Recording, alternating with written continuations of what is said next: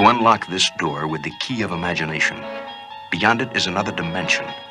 A dimension of sound. A dimension of sight. A dimension of mind. You're moving into a land of both shadow and substance, of things and ideas. You've just crossed over into the cultural reset.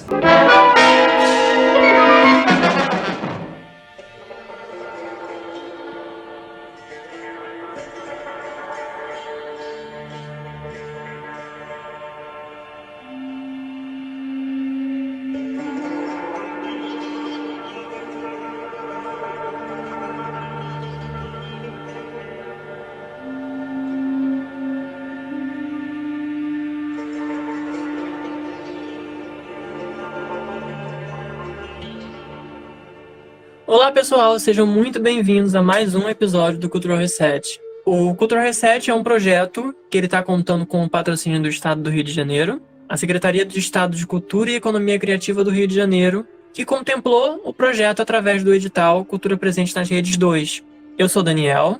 E eu sou o Matheus. E estamos aqui mais uma semana para falar sobre sets de filmagens caóticos que tem uma boa história para contar. Essa semana a gente traz um tema um pouco mais, vamos dizer assim, científico. A gente, nos episódios anteriores, abordou um filme muito clássico, né, um musical infantil. A gente já falou sobre filmes de terror. E agora a gente vem com filmes que, na realidade, não conversam muito entre si. São dois filmes que têm propostas completamente diferentes. A gente tem um épico sobre um grande fundador de um império, e a gente tem um filme bastante conceitual e filosófico. Porém, existe uma coisa que conecta esses dois filmes. E essa coisa é uma coisa que na realidade não é nem muito boa, mas elas estão presentes nesse filme, que é a radiação. Para a gente poder contextualizar um pouco de como esses filmes acabaram tendo esse contato com a radiação, a gente precisa voltar um pouquinho e falar de um dos acidentes nucleares mais famosos que já ocorreram na história da humanidade, que é o acidente de Chernobyl.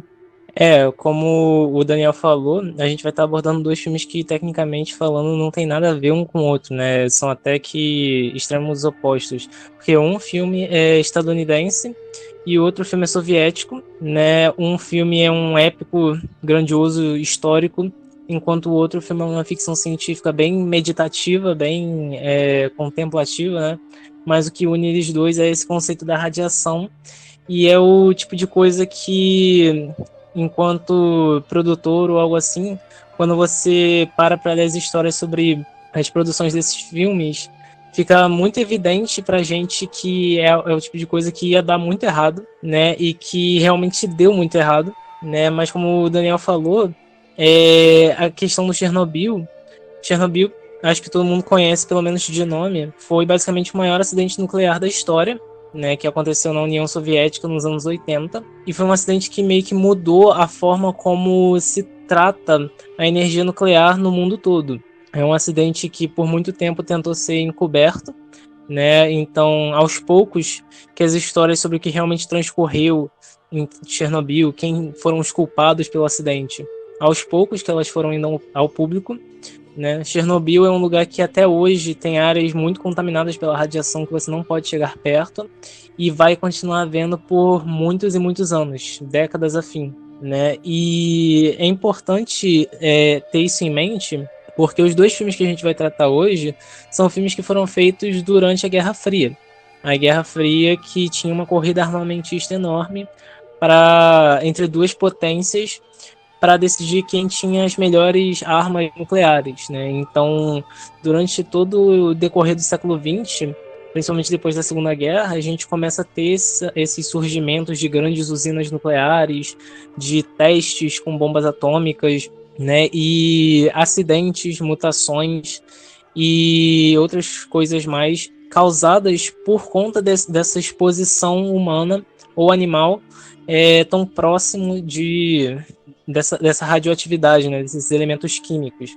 Basicamente, é isso que une esses dois filmes hoje, né? São filmes cujos bastidores acabaram sendo banhados nessa radiação e como isso afetou o elenco e a equipe.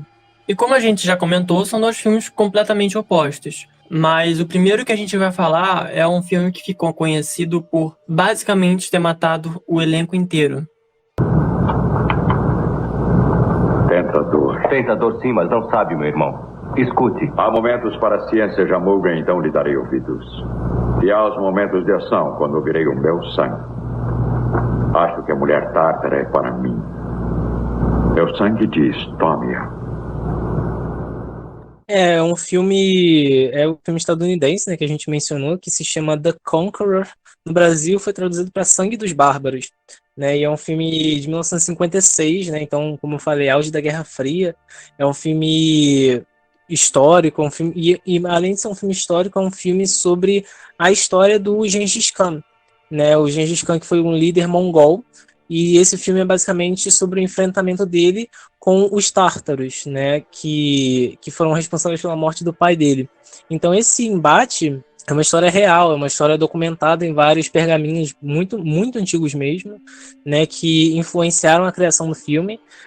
Não dá para esperar muita fidelidade de Hollywood com a história original, né, da Mongólia, mas até porque a gente não tem nem sequer um ator asiático interpretando o protagonista. O protagonista é o John Wayne, grande ícone do cinema estadunidense. E esse filme, Sangue dos Bárbaros, é basicamente essa história, né? Uma história cheia de intrigas entre o Gengis Khan e a escrava tártara que ele captura, né? Que se chama Bortai, que tenta criar intrigas entre ele e entre a família dele, né, tenta confundir ele. Então é sobre esse embate dele com ela, e ao mesmo tempo é sobre o embate dele com esse exército inimigo. E é um filme que custou bastante por ser um filme de época. Filmes de época geralmente são filmes caros, porque você tem que reconstruir toda uma ambientação específica em termos de cenário, em termos de figurino, em termos de maquiagem, né? Então filmes de época costumam ter essa roupagem assim, que é um pouco mais cara, que é um pouco mais difícil de ser produzida. O Gengis Khan, como o próprio Matheus já falou, ele foi o fundador do Império Mongol. Ele foi uma figura extremamente importante na história. E como ele era uma figura muito importante, é óbvio que apareceriam adaptações cinematográficas para contar a história dele. É uma figura histórica, então existia um certo material que claramente queriam tentar adaptar para uma tela de cinema. Então inúmeras adaptações sobre a história do Gengis Khan aconteceram, desde os anos 30, 40 ou dos anos 50, que é exatamente da onde vem o filme que a gente está falando agora, O Sangue dos Bárbaros, que é de 1956.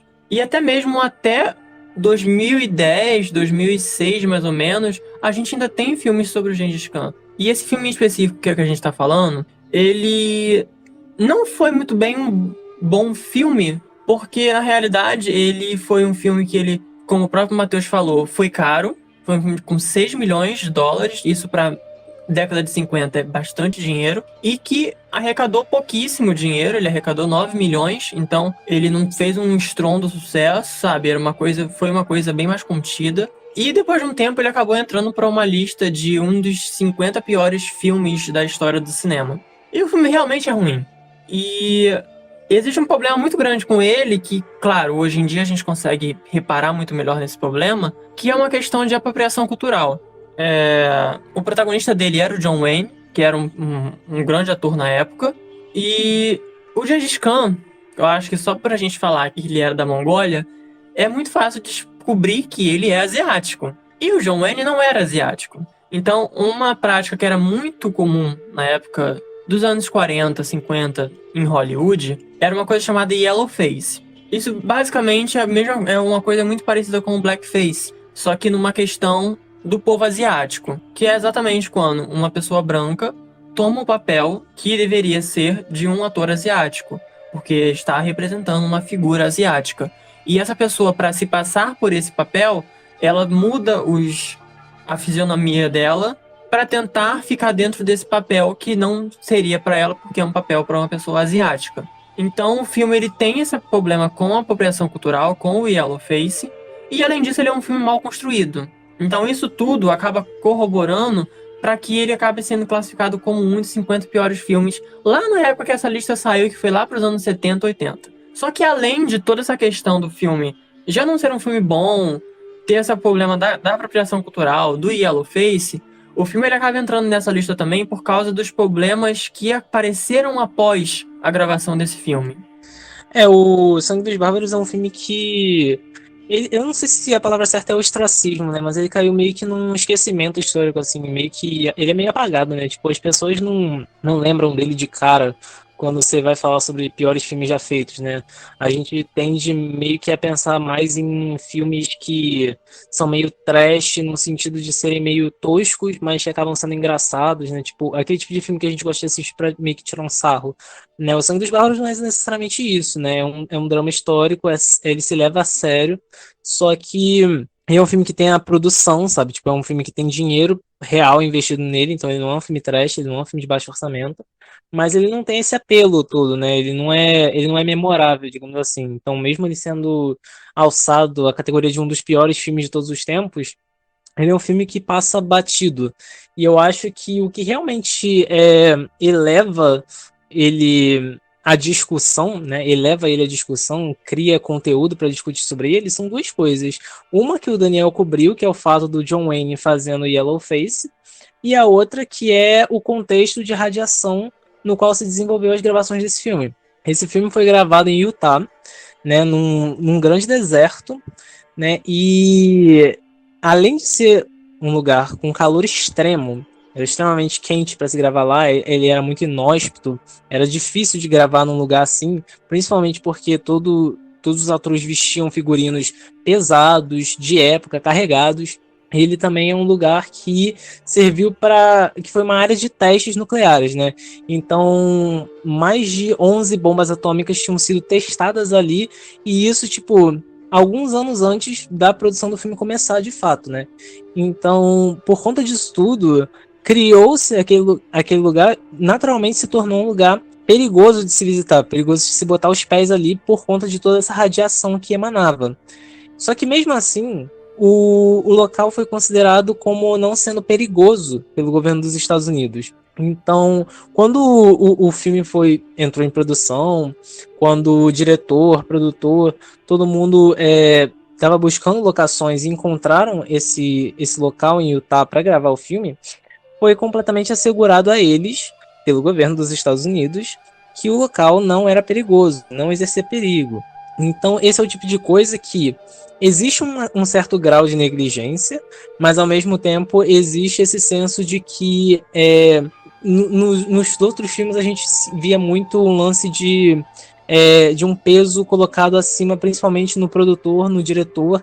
E nesse filme aqui a gente vê um peso que não está tão direcionado ao diretor ou ao produtor, ele está mais direcionado a algo um pouco maior do que isso, né, que é esse contexto governamental estadunidense da época.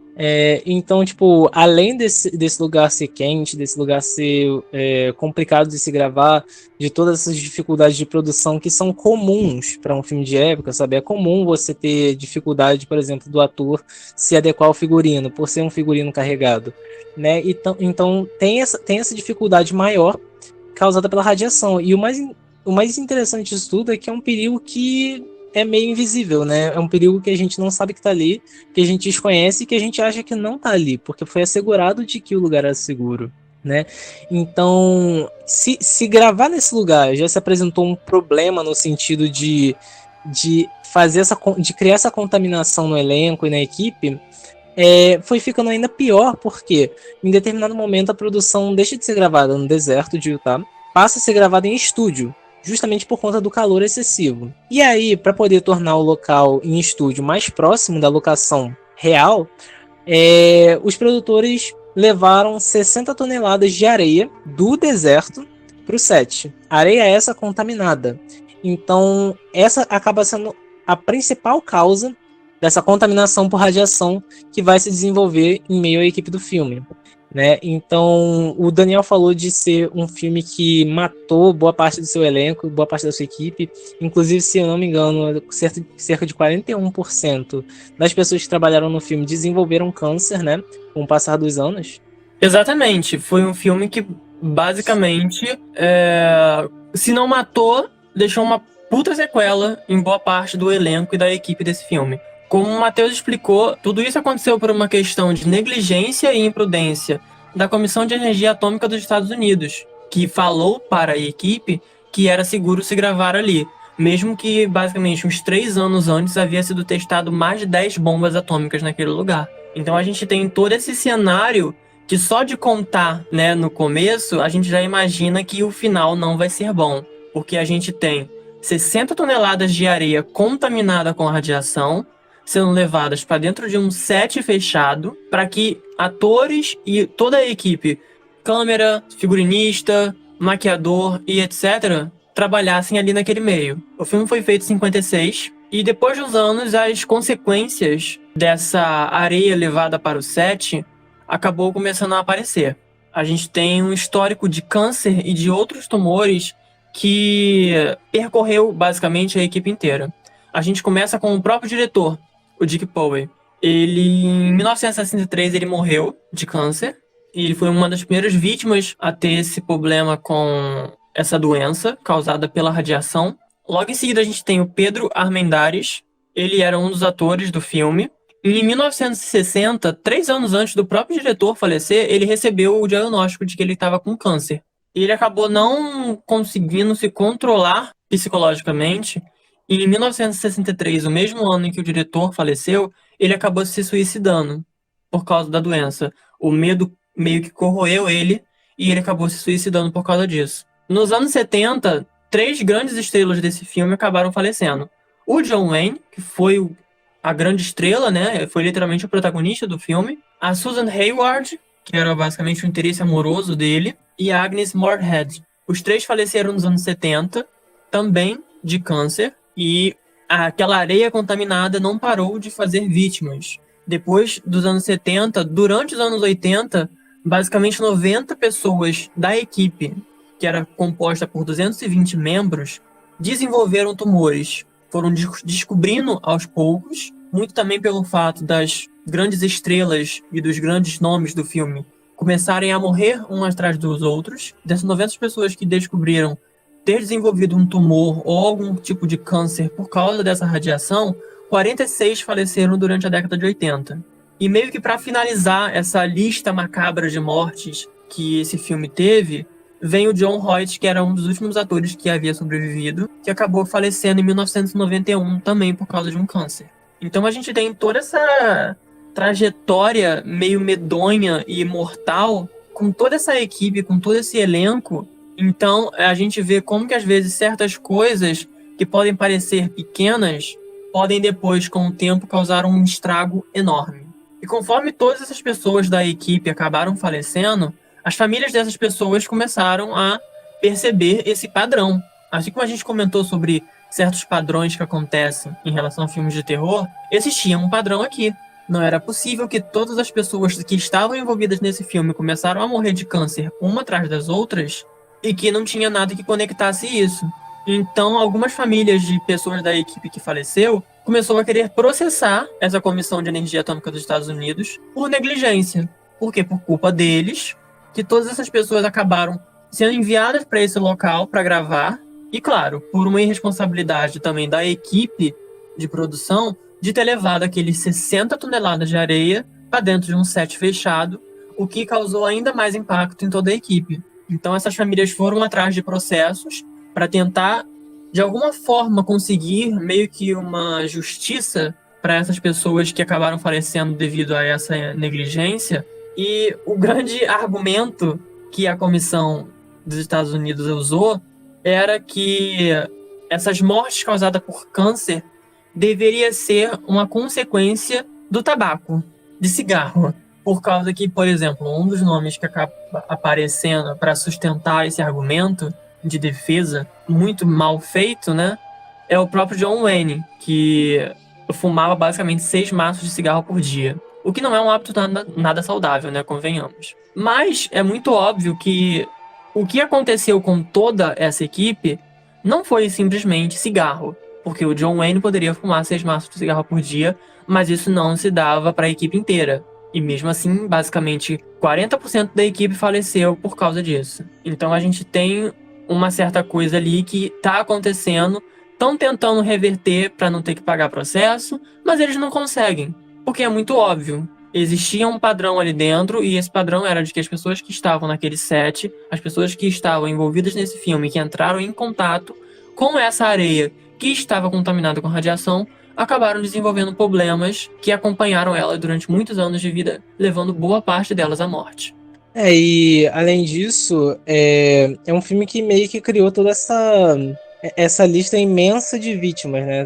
São pessoas que acabam sendo realmente vítimas da produção de um filme, né? E um fato interessante é que esse filme é uma produção do Howard Hughes, né? O Howard Hughes foi um dos grandes, assim, digamos, milionários na história dos Estados Unidos, né? Ele capitaneou a invenção de diversas tecnologias novas, né? Ele ajudou no desenvolvimento das grandes tecnologias do século XX, principalmente em termos de aviação, né? E ele é uma figura muito emblemática, no sentido de que poucas pessoas têm uma biografia tão interessante quanto a do Howard Hughes, né? Tanto que ela é uma disputa entre vários cineastas para ver quem consegue fazer uma biografia dele. O Scorsese conseguiu fazer, mas tem muita gente que tem esse interesse em fazer a biografia do Howard Hughes, o Christopher Nolan, o Brian De Palma, justamente porque ele tem uma história muito curiosa, né? Tanto que inspirou a criação do Homem de Ferro, de tão surreal que é a história de vida do Howard Hughes.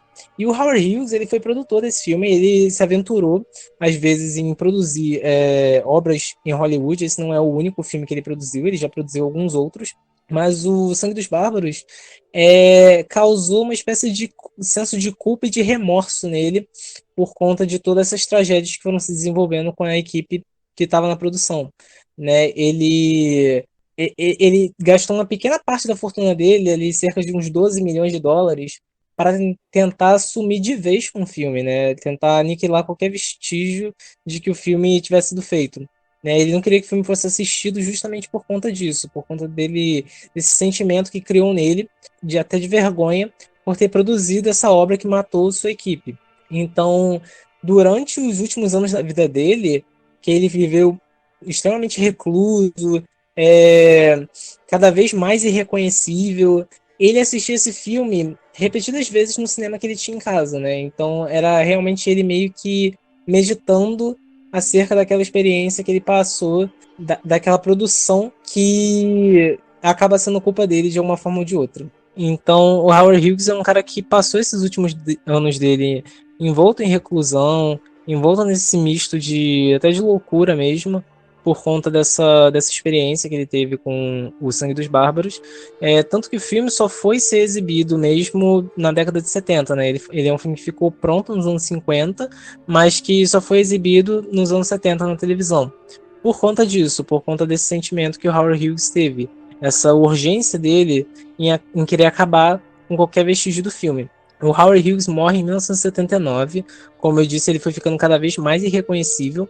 Ele morre muito diferente do que ele costumava aparentar. E para quem tem interesse em saber mais sobre o Howard Hughes, foi feito um filme sobre a vida dele, como eu disse antes, se chama O Aviador, é de 2004, dirigido pelo Scorsese. E é um filme com Leonardo DiCaprio que foca muito nesse aspecto megalomaníaco, controlador, do Howard Hughes, porque ele era diagnosticado com um transtorno obsessivo compulsivo.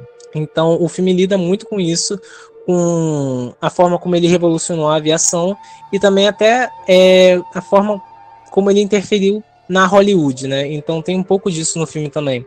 É um filme que realmente faz essa passada durante toda a biografia do Howard Hughes. E é importante falar do Howard, né? Porque ele era o produtor do filme e ele foi um dos poucos que saiu ileso. Ele não teve nenhum diagnóstico de câncer, nenhum diagnóstico de tumor, nem nada do tipo. E ele saiu ileso. Mas apesar dele ter saído ileso, no caso, de uma forma mais em relação à saúde dele, né? Ele ter saído ileso sem nenhuma sequela por causa dessa radiação, ele não saiu exatamente ileso, né? Porque ele acabou sendo corroído pela culpa. Ele simplesmente viu todas essas pessoas que trabalharam com ele morrendo uma atrás das outras desde os anos 60. E basicamente ele não teve muito o que fazer além de simplesmente aceitar. E isso acabou corroendo ele. Então ele saiu ileso, entre aspas, né? mas na realidade ele acabou sendo mais uma vítima desse filme que ele mesmo produziu. E a gente agora falou sobre o Sangue dos Bárbaros, né? Que foi esse épico sobre o Gengis Khan, que basicamente matou quase metade da equipe que estava ali trabalhando nesse filme, e que na realidade acabou sendo nem um bom filme, né? Não que eu esteja falando que valeria a pena morrer por um filme bom, mas que, porra, eu ficaria puto se eu morresse por um filme que nem bom ficou, né? Tipo, 50 piores filmes da história. Mas a gente parte desse filme e vai pra um que foi feito no final da década de 70. Como a Isabela Boscov falaria, é um filme muito bonito, é um filme muito discreto, muito contido, muito silencioso, e ele é em russo, então vai ter muito nome difícil pra gente falar aqui. Пусть исполнится то, что задумано. Пусть они поверят. И пусть посмеются над своими страстями. Ведь то, что они называют страстью, на самом деле не душевная энергия, а лишь трение между душой и внешним миром. А главное, пусть поверят в себя и станут беспомощными, как дети. Потому что слабость велика, а сила ничтожна. Pelo menos o nome do filme, o título em inglês, pelo menos, é fácil de falar, né? Stalker, né? Que é um filme de 1979, dirigido pelo Andrei Tarkovsky. O Tarkovsky é um dos grandes cineastas, assim, mundiais, né? Ele é uma referência global. Ele é um cineasta que fez muitos poucos filmes, né? Assim como, sei lá, o Glauber Rocha fez poucos filmes, mas ele fez filmes que ressoaram muito com o cinema, assim, num nível mundial. Então, até hoje você consegue perceber filmes que têm essa inspiração em Tarkovsky, que tenham essa ressonância de Tarkovsky. E ele é um cineasta que se desenvolveu durante o período da União Soviética, né? Ele é um cineasta russo que era crítico da União Soviética. Então, ao longo do corpo de trabalho dele, é possível perceber algumas referências, algumas críticas, algumas analogias ao regime da União Soviética na época. Então, o Stalker é justamente o último filme dele na União Soviética porque ele sofria bastante censura nos trabalhos dele. Os trabalhos dele, às vezes, eram proibidos de serem exibidos, muitas vezes censurados.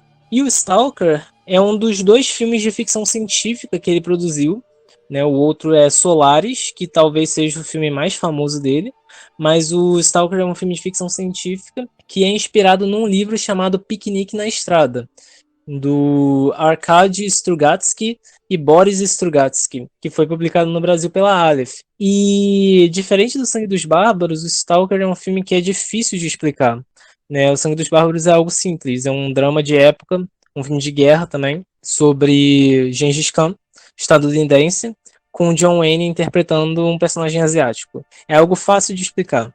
O Stalker não é tão fácil. Primeiro porque ele se passa em um país que não é nomeado, mas que tem as suas similaridades com a União Soviética. E ele se passa numa espécie de universo um tanto distópico / pós-apocalíptico, né, que se desenvolve depois da queda de um meteorito. E esse meteorito cria uma área que tem propriedades bem particulares, né? Ele cria uma área que desafia as leis da física, desafia as leis da química, da geografia, de todas as ciências, que passa a ser chamada de zona. É uma zona específica que vai contra essas leis da ciência.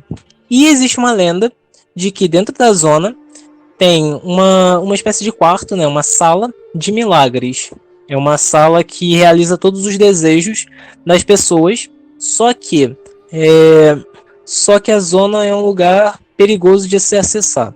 Primeiro que é extremamente vigiada, e segundo porque é uma área muito desconhecida ainda.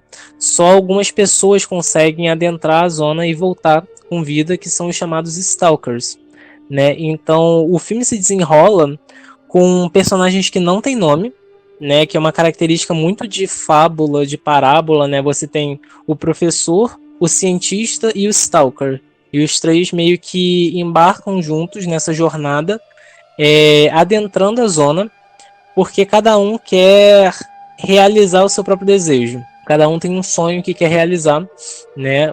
E o Stalker é a pessoa que vai estar guiando eles por lá, por mais que ele mesmo possua um certo medo da zona. Ele tem um receio de adentrar a zona, né? Então é um filme que, mesmo quando você explica a sinopse, não é algo simples de imaginar, de visualizar. E isso é algo que pode ser dito sobre muito da obra do Tarkovsky, porque o Tarkovsky tem essa característica de fazer filmes que são extremamente imersivos, né? Ele faz filmes que contemplam muito a natureza, e por conta disso eles são muito bonitos de se olhar. Mas ao mesmo tempo eles são filmes muito lentos, extremamente longos. Todos os filmes de Tarkovsky têm cerca de 2 horas e meia até 3 horas ou mais. E uma característica que a gente costuma ver sobre os filmes dele é que eles são meditativos, né? Não é o tipo de filme que você bota pra ver porque tá entediado. É um filme que você precisa quase que fazer uma preparação prévia, do tipo, vou me preparar para assistir um filme do Tarkovsky e não vou fazer mais nada hoje, né? Então, ele é um desses diretores que tem muito essas características nas obras dele. Os enquadramentos geralmente são muito longos, tem poucos cortes, as pausas entre os cortes são muito grandes. Isso cria um ambiente, uma atmosfera muito reflexiva. E o Stalker é um filme assim. É um filme que existe uma certa dificuldade de se assistir de primeira, assim.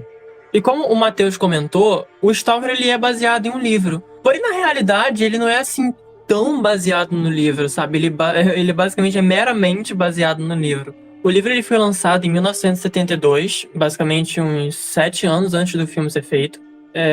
Como o Matheus já comentou, aqui no Brasil ele está disponível pela Aleph, que é uma editora bastante focada em ficção científica. Inclusive Solaris, que foi um outro filme do Tarkovsky, também é baseado num livro e também é publicado aqui no Brasil pela Aleph.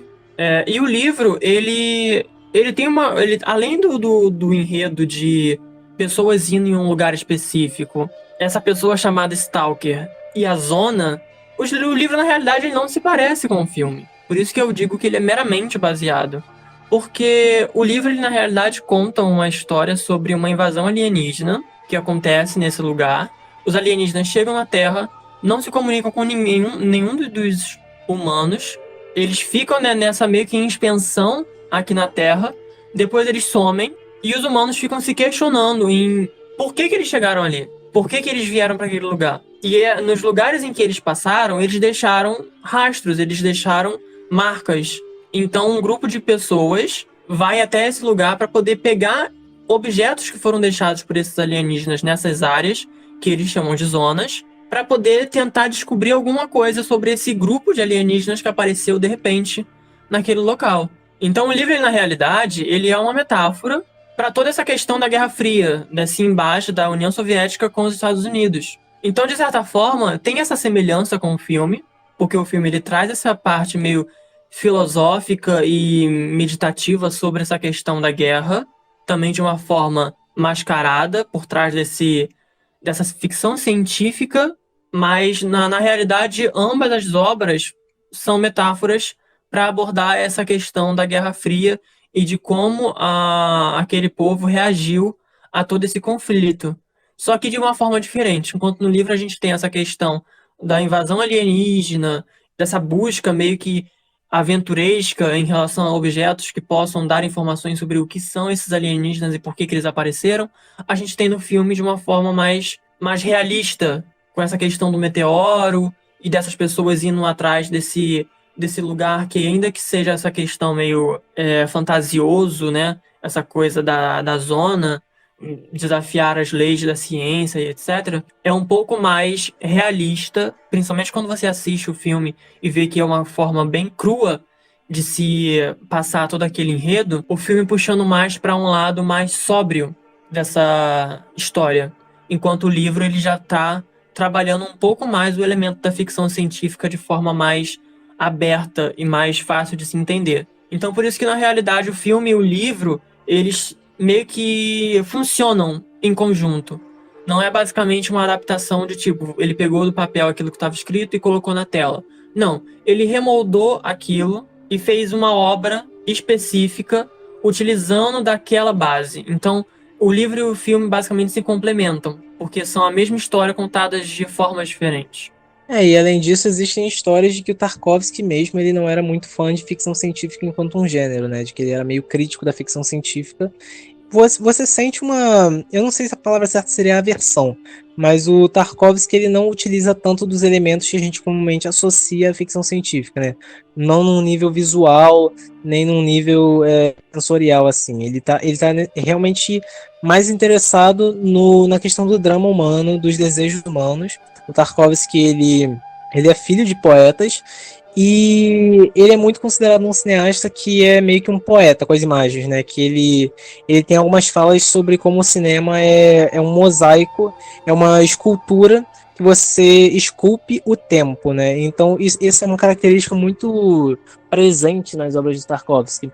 E justamente por conta disso, os filmes dele, no geral, costumam ter reações mistas, porque eles são filmes difíceis de assistir. É aquilo que a gente estava falando, eles não são filmes que você assiste assim de uma hora para outra para se divertir ou para passar o tempo. Os filmes de Tarkovsky eles realmente querem fazer esse senso de imersão, puxar você para dentro da imagem, fazer você pensar, fazer você refletir sobre ela. E para muita gente isso vai ser chato, né? Vai ser tedioso, o que é compreensível, né? São filmes bem extensos, mas ao mesmo tempo o intuito dele é muito louvável, né? Que é de justamente gerar reflexão. E por conta disso, os filmes de Tarkovsky, ele já era aclamado, ele já tinha um certo renome, mas eles vão sendo cada vez mais reavaliados com o tempo. E o valor deles vai sempre sendo mais reavaliado com o tempo, né? Então, o Tarkovsky é um desses cineastas, como o Bergman, como o próprio Stanley Kubrick, que com o passar do tempo a gente vai percebendo cada vez mais as nuances do trabalho dele. E realmente o Tarkovsky, hoje em dia principalmente, ele é um diretor extremamente aclamado. E tanto que, por exemplo, a mesma lista que fala que O Sangue dos Bárbaros é um dos 50 piores filmes da história do cinema, classifica Stalker como um dos 50 melhores filmes do cinema. Então, pra gente ter uma noção do contraponto que a gente tá fazendo nesse episódio, que a gente começa com um filme que é considerado horrível e a gente termina com um filme que é considerado uma obra-prima do cinema.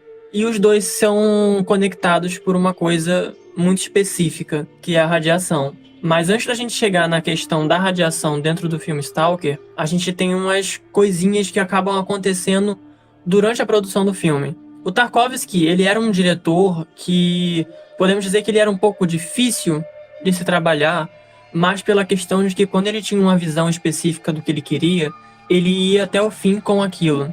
Então, tem uma certa briga durante a filmagem do filme entre o Tarkovsky e o diretor de fotografia. Primeiramente, o filme ele começou a ser filmado de uma forma, boa parte do filme foi filmada, porém, quando foram chegar na parte de edição para ver como o filme ia ficar, perceberam que basicamente todo aquele material que havia sido filmado ficou inutilizável.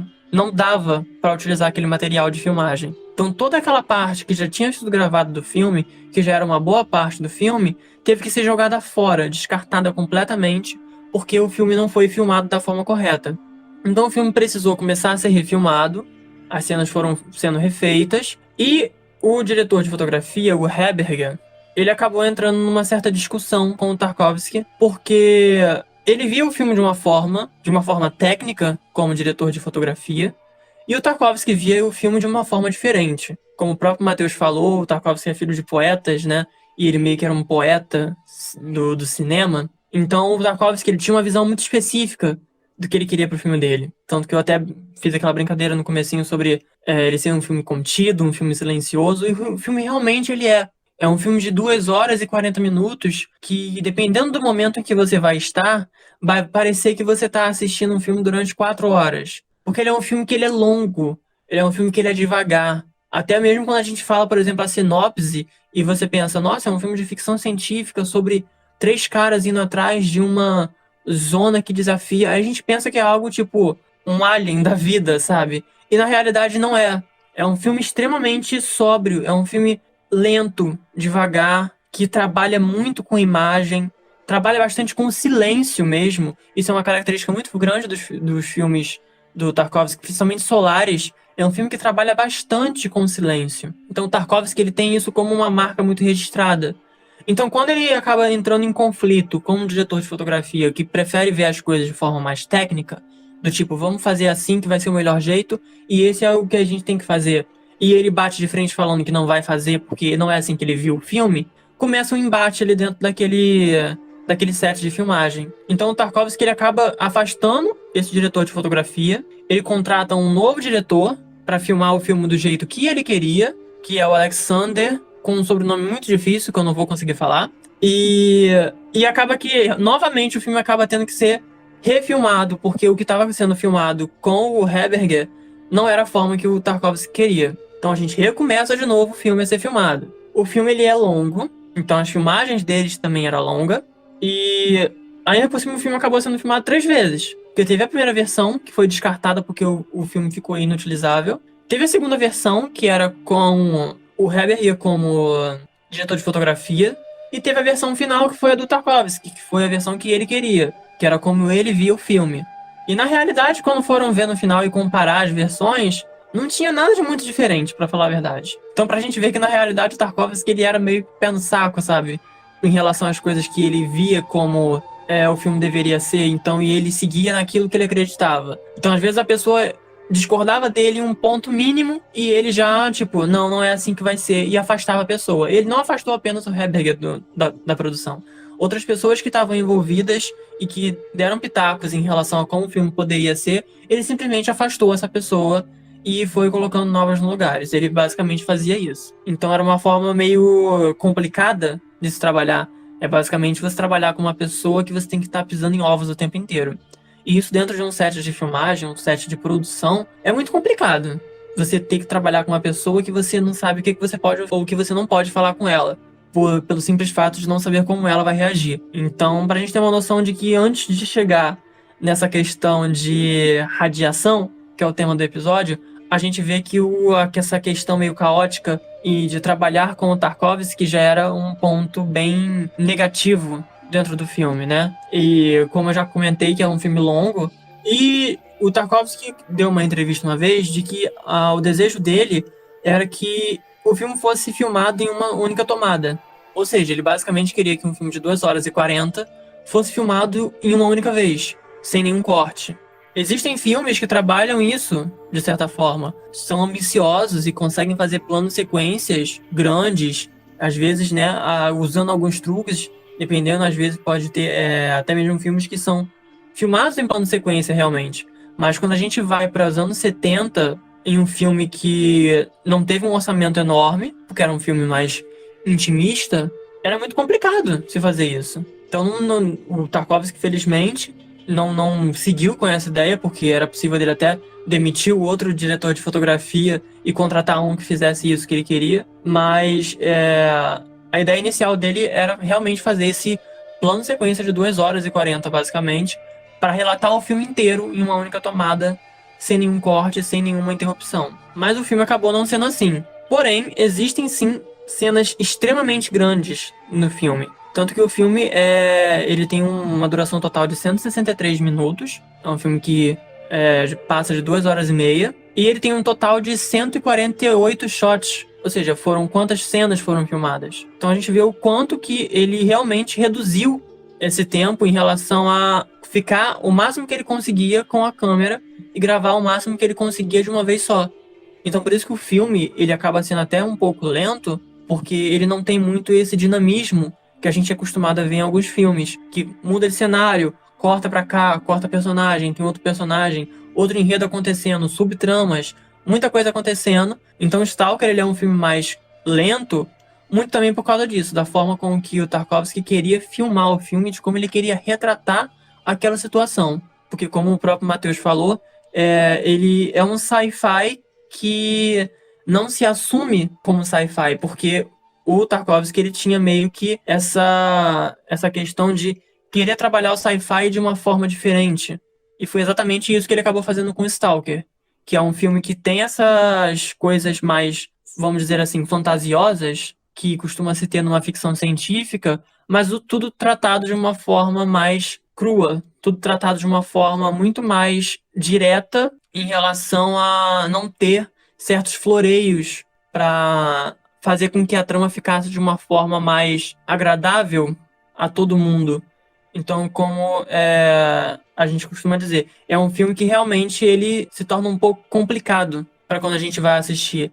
Não é um filme que você assiste, sei lá, numa sessão da tarde, sabe? Não é um filme que você bota para se distrair. Ele é um filme que você precisa realmente, às vezes, se preparar para assistir, porque é muita informação que vai vir para você, mas de uma forma muito lenta e de uma forma muito subjetiva. Você precisa estar literalmente prestando 100% da sua atenção nesse filme e você precisa literalmente se imergir junto com essa história para você poder entender o que o Tarkovsky está querendo passar ali naquele momento, em todas aquelas cenas longas que vai ter naquele filme.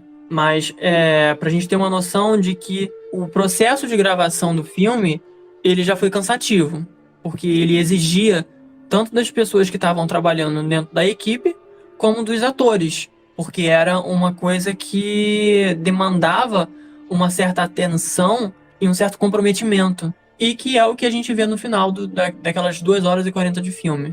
Assim, a gente trouxe esses dois filmes para fazerem um contraponto um com o outro aqui, justamente porque eles têm essa característica semelhante, né, dos bastidores, que são banhados em radiação, né? E como isso acaba criando vítimas na produção, né? Esse tipo de coisa que é meio invisível, mas que acaba tendo um efeito muito duradouro, até a longo prazo mesmo, dentro dessas pessoas da equipe.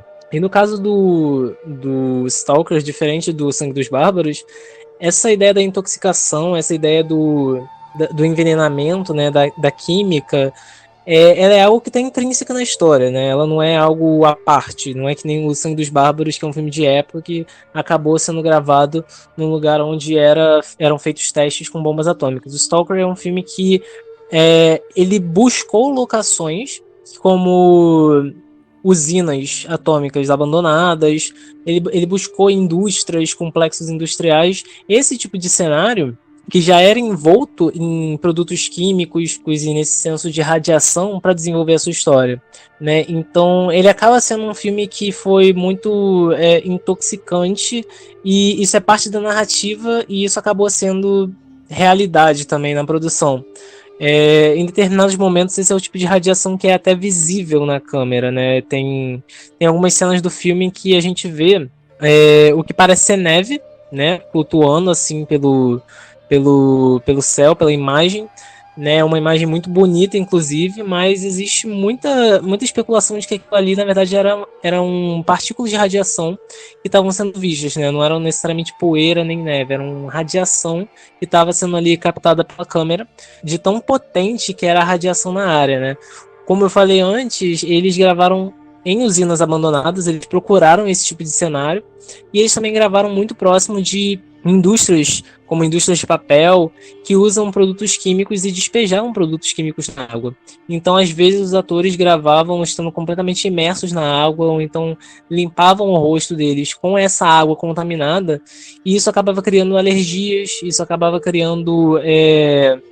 acabou criando a longo prazo câncer em boa parte dos atores, em boa parte dos membros da produção.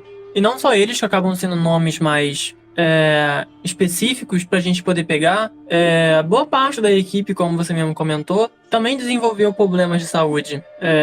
Você comentou, por exemplo, da reação alérgica. Essa reação alérgica, inclusive, acontece durante a própria gravação do filme, né? Que, às vezes, pessoas da produção, ou então os atores, que às vezes paravam para poder fazer alguma coisa, ajeitar algum problema que estava acontecendo, aí às vezes botavam a mão na água, passava no rosto, limpava a mão, e sem eles terem noção de que eles estavam mexendo em coisas que estavam contaminadas, que estavam literalmente com radiação pura, sabe? Por exemplo, tinha uma parte da vegetação que era uma vegetação até mesmo um pouco estranha, e que eles gravavam em cima dessa vegetação, os atores se deitavam em cima, e aquilo dali era na realidade um fungo radioativo que tinha aparecido por causa da radiação que tinha restado naquele local, sabe? Então, tipo assim, coisas que eles nem imaginavam que estavam ali naquele cenário, naquele set de filmagem que eles estavam gravando, e que na realidade era extremamente perigoso para a saúde deles, e que acabou tendo, assim como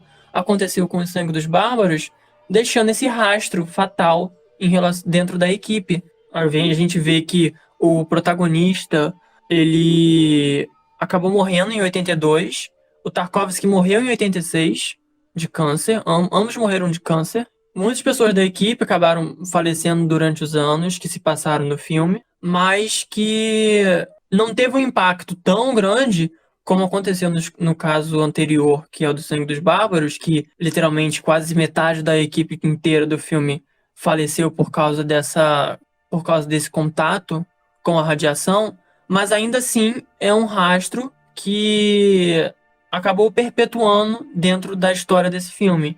Então, em comparação com o caso anterior, chega a ser pequeno. No caso de Stalker, a gente tem um número muito menor.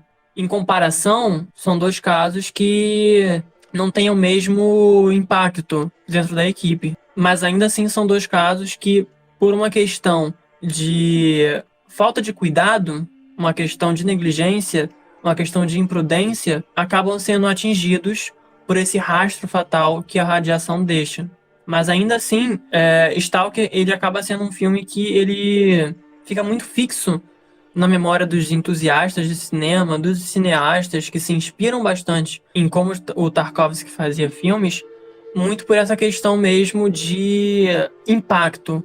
E o cinema russo, assim, ele é um tipo, o cinema russo e o cinema soviético, né? Ele é um tipo de cinema que tem uma trajetória muito longa, que remonta desde o começo do próprio cinema e que foi muito influencial, né? A gente tem, por exemplo, já nos anos 20, se eu não me engano, o Encoraçado Potemkin, que é um grande divisor de água na montagem, né? Na forma como os filmes são montados e na forma como você constrói a história através da montagem. Então, o cinema russo e o cinema soviético desde sempre já tiveram grande impacto na construção da linguagem do audiovisual. E no caso do Tarkovsky, é justamente isso que você falou de planos longos, imersivos, essa tentativa de... essa frase mesmo que ele usava, né? Essa guia do cinema como esse mosaico do tempo. Essa ideia do cinema como sendo algo onde você esculpe o tempo é uma ideia que permeia alguns diretores, né? O próprio Christopher Nolan, por exemplo, é um diretor que ele é obcecado com a temática do tempo.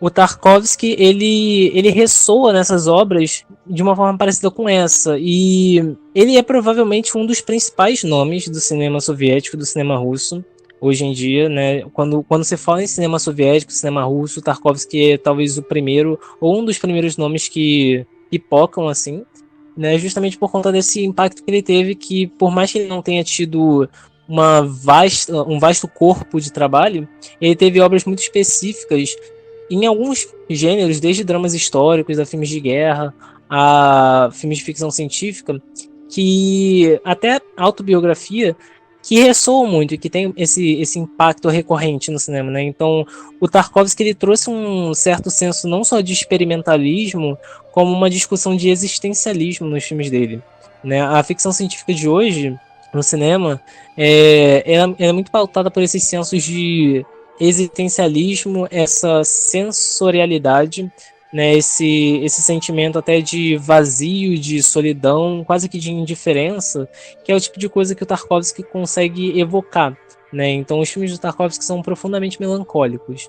Esse é um traço que a ficção científica no cinema emula muito, e essa tentativa de criar essa imersão nas imagens.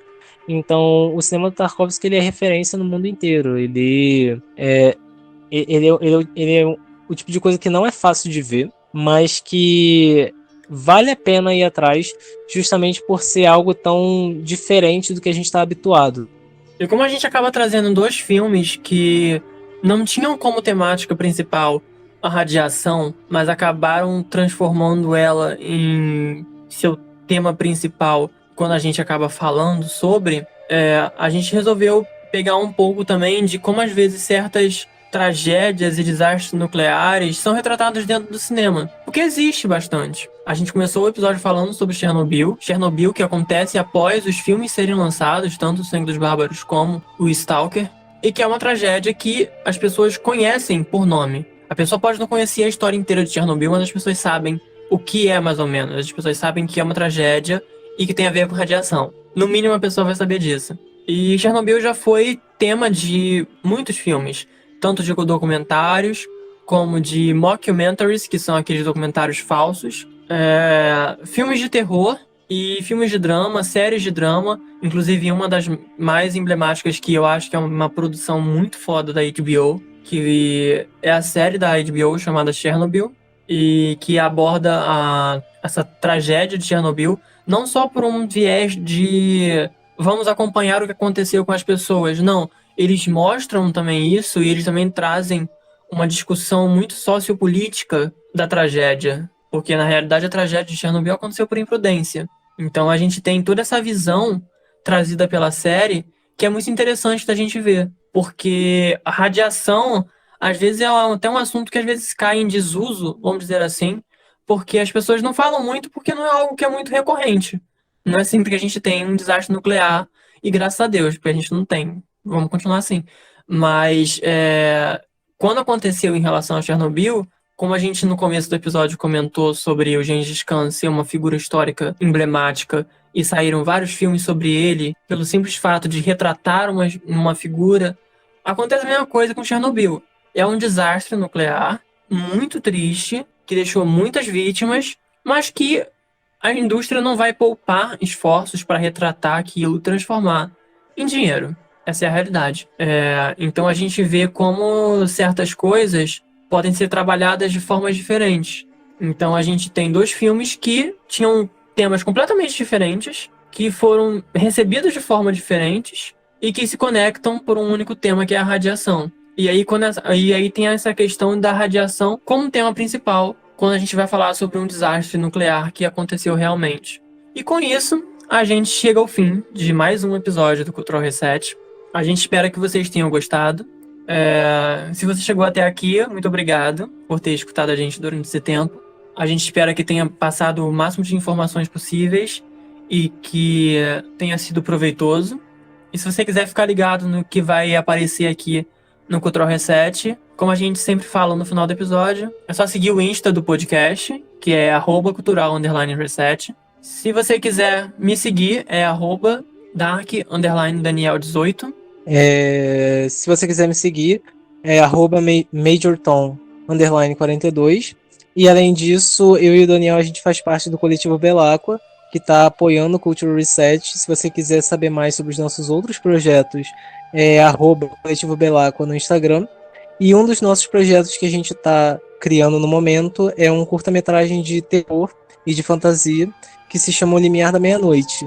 Ele no momento está em campanha aberta na benfeitoria para a gente conseguir fechar o nosso orçamento, fechar a arrecadação de custos que a gente precisa para realizar esse filme. Então vocês podem seguir a gente no O Limiar da Meia-Noite no Instagram, para ficarem mais atentos sobre o que está rolando com o projeto e poderem contribuir e compartilhar essa benfeitoria. É isso aí, gente. Ajuda a gente, pelo amor de Deus, porque a gente é produtor, a gente precisa trabalhar. Então é muito importante pra gente, às vezes, ter esse apoio assim nas redes sociais, pra gente poder conseguir tocar os projetos pra frente. Então, deixa essa ajuda aí pra gente, que a gente vai estar muito agradecido. E é isso. Eu espero que vocês tenham gostado. Semana que vem eu espero vocês aqui nessa dimensão que eu chamo de Cultural Reset. Tchau, tchau. Tchau, tchau, pessoal.